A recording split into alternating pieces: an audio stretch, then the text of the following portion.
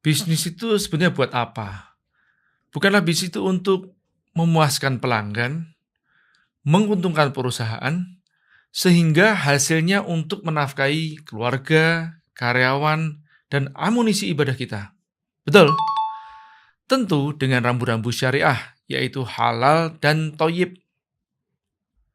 Jika benar tujuannya mulia, terus kenapa pakai trik-trik jualan yang ribet? Yuk kita pelajari formula dasar jual beli. Harga versus value. Harga adalah sesuatu yang dibayar baik materi maupun non-materi, seperti uang, waktu, tenaga, upaya untuk mendapatkan suatu produk. Kemudian apa itu value? Value adalah sesuatu yang diharapkan, ini karena belum menyicip produknya, jadi masih diharapkan. Value bisa jadi rasional, bisa juga emosional.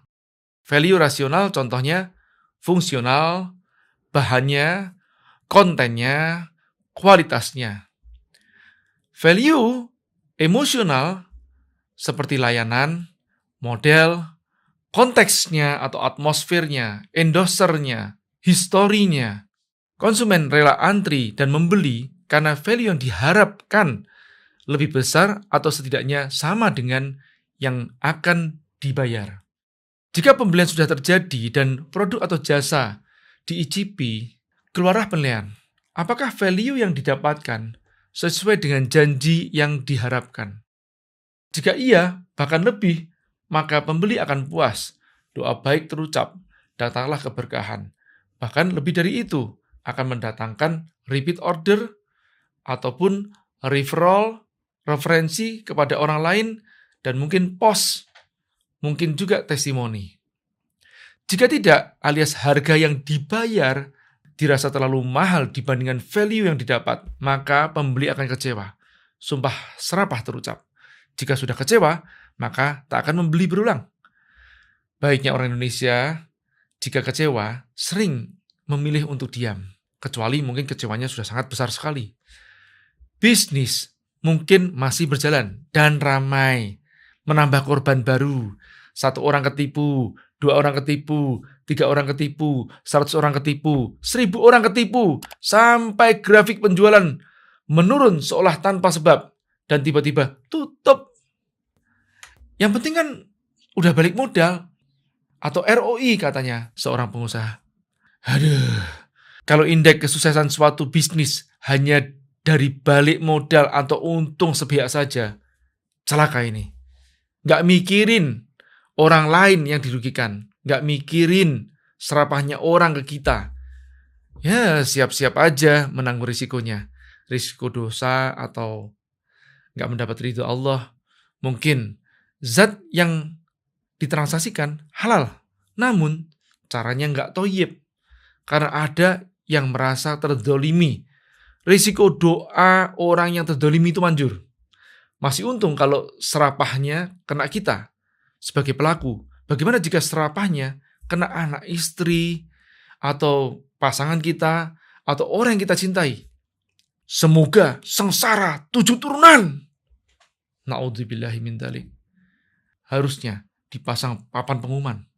Bagi Anda yang merasa kecewa dan terdolimi, tolong doakan agar kami jadi orang yang soleh, solehah, dan berlimpah rezeki, mati masuk surga. Gitu dong. Ada yang mau? Balik ke kaidah awal berbisnis.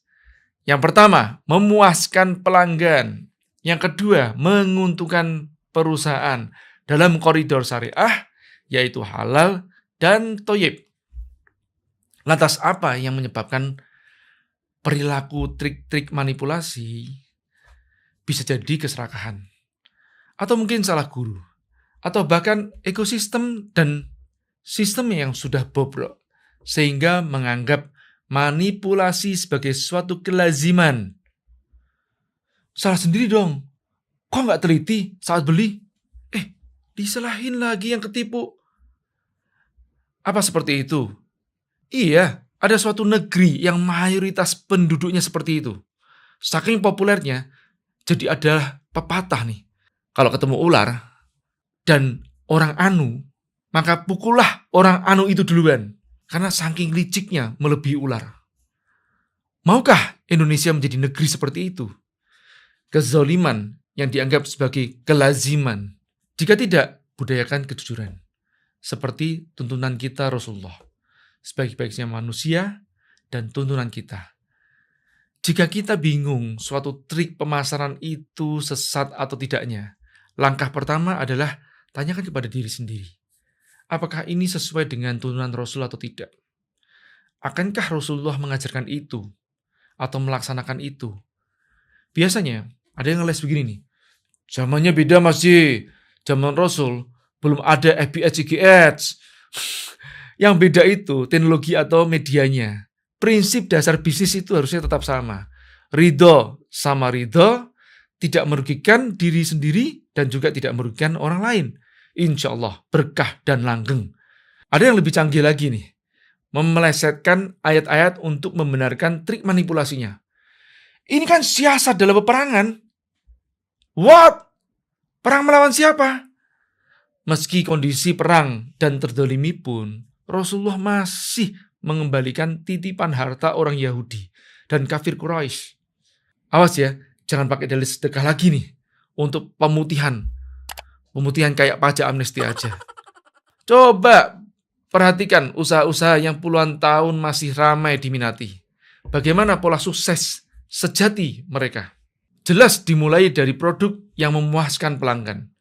Terkecuali monopoli yang diatur oleh regulasi. Meski awalnya sepi dan penjualnya bukan orang terkenal, hanya tinggal tunggu waktu dan ketatulan menyebar. Bisnis bertumbuh, bertahan lama. Keberkahan insya Allah didapat. Mungkin pertumbuhannya lebih lama atau lambat dibandingkan jika mendapatkan traffic instan atau menggunakan trik-trik yang ngaco. Namun, lebih stabil. Pertumbuhan yang pesat atau tidak organik seringkali mengurangi keberkahan rezeki. Ibarat orang yang belum siap untuk kaya menjadi kaya. Seperti apa itu? Disclaimer lagi nih, daripada salah sangka dan menjadi fitnah. Silakan pakai teknologi. Silakan pakai ads berbayar. Perusahaan kami pun menggunakan. Tapi dengan cara dan konten yang bukan manipulasi. Semoga kita dikumpulkan dengan orang-orang yang sevibrasi dalam mengejar keberkahan. Amin.